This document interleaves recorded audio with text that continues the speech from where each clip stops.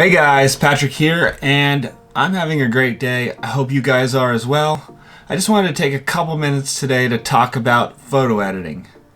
I want to show you guys how I edit my style in Lightroom. I think it's important to develop a personal style, no matter what that style is. I personally like faded vintage looks, but you might like real punchy, contrasty photos. That's great. That's why it's a style. Everybody gets to choose one and kind of develop their own style. So I'm going to jump into Lightroom here in a minute and show you how I put my little vintage flavor on my photos. So let's get into Lightroom and check it out.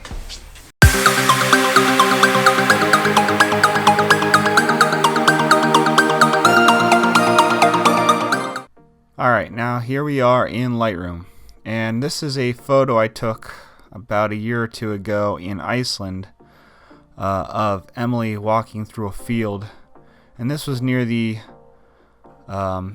volcano that erupted in 2010. I was about to try and pronounce it, but I know that's not going to happen, so I'm not going to even try.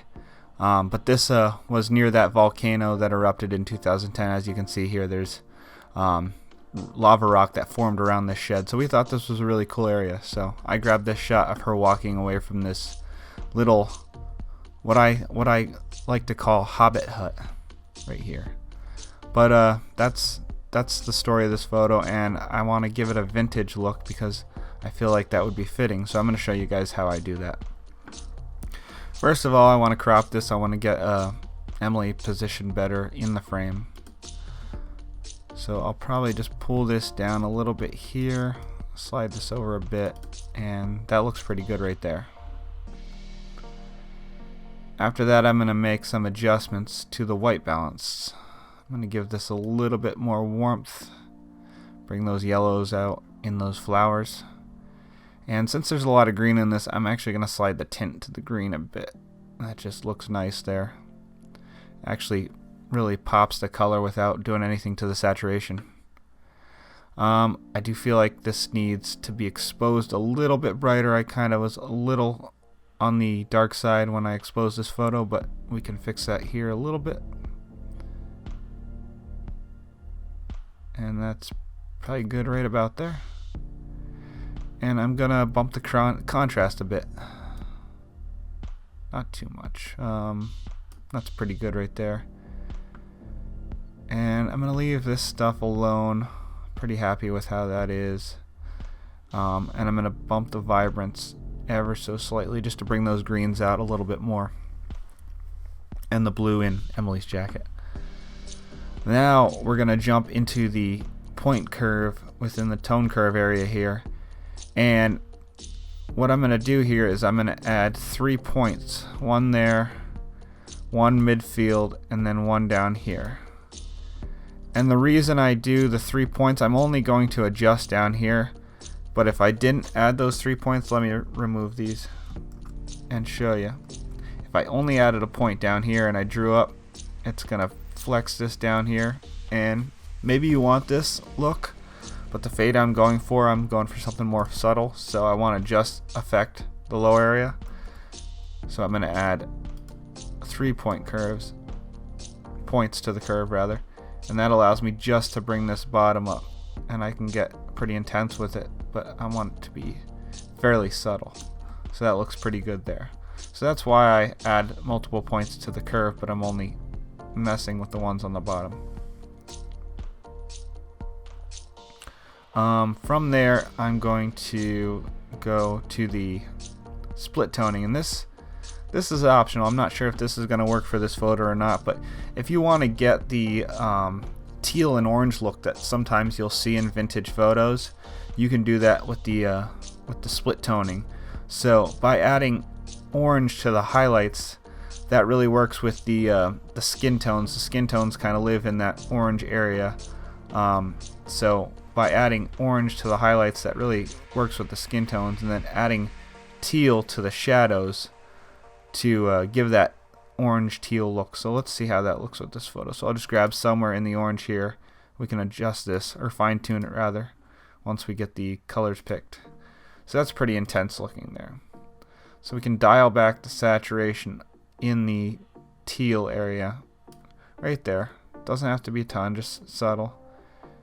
And we'll dial back the orange there, and that gives it a pretty cool look right there. So if we wanted to stick with that teal orange vintage look, we could do that, and then we could throw some vignetting on there, which is right here, to kind of focus our viewers' eyes into the subject. And getting a little bit ahead of myself, let me jump back up to sharpening. So I only add a bit of sharpening. I'll slide the amount to about mid-field there. I leave radius alone or dial it back slightly. And then I bring the detail up just a little bit before where I have the amount, and then masking I bring up in between where detail and radius is, create this V shape.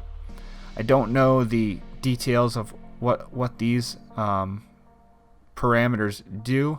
I just know that I've been experimenting with this, and this seems to do a pretty good job in getting my photos sharper without over sharpening or adding any noise to the photo. So that seems to work pretty well, but your mileage may vary. So it's good to just experiment with that and see how it works for you.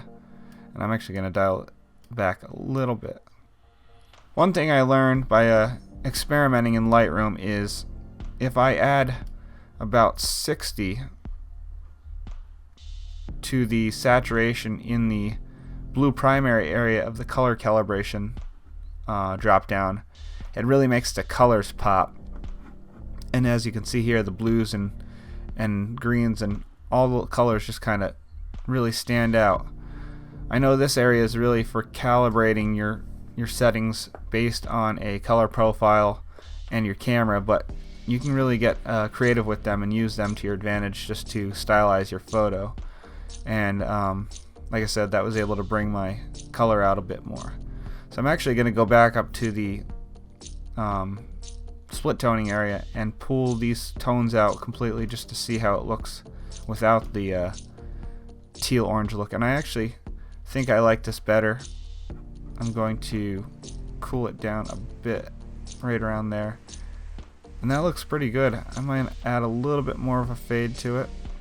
Yeah, like that. I'm going to cool it down a bit more. Maybe pull some of this green tint out right around there, and that looks pretty good. That's a cool vintage look, so I'm pretty happy with that. And like I said, this is all personal preference. This is all a matter of style. So just experiment with this and kind of develop your own style.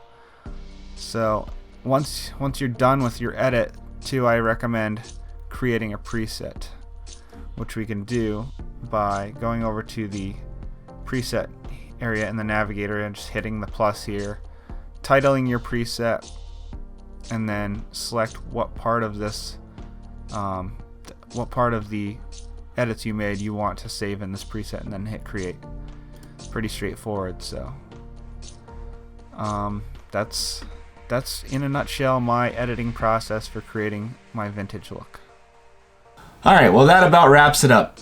I hope you guys found this useful, and I hope you enjoyed it. If you did, feel free to subscribe, give me a thumbs up, or check me out on Instagram. And until next time, catch you later.